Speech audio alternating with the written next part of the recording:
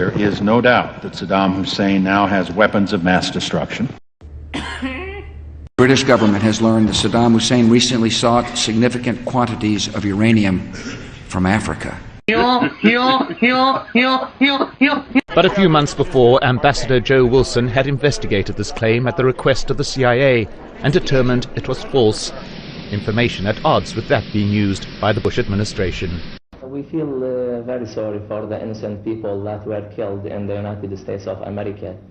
But Iraq has nothing to do with these events at all. Iraq is seeking for peace.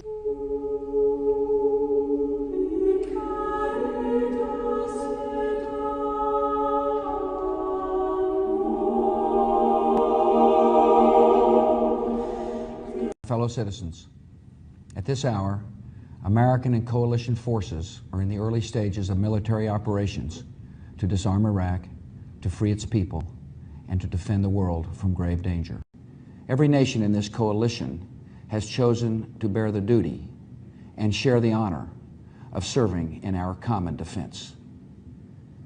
To all the men and women of the United States Armed Forces now in the Middle East, the peace of a troubled world and the hopes of an oppressed people now depend on you. That trust is well placed. I want Americans and all the world to know that coalition forces will make every effort to spare innocent civilians from harm. I think that the myth of the United States of America globally has been that we were a nation of laws and a nation that had a sense of what was morally acceptable. It would support human rights, who would support individual rights, support freedom of the press. Now I believe it's harder to make that case. Well, let me say first that the biggest cost for me when it comes to connecting 9/11 to Iraq is how many of my friends died in Iraq. It's how many of my friends have permanent disabilities like I have. You strap on a gun and go strutting around some other man's country, you better be ready for some action, Jack. You better be ready for some action. People are touchy about that sort of thing. And let me ask you this while I have you good, clean Americans here.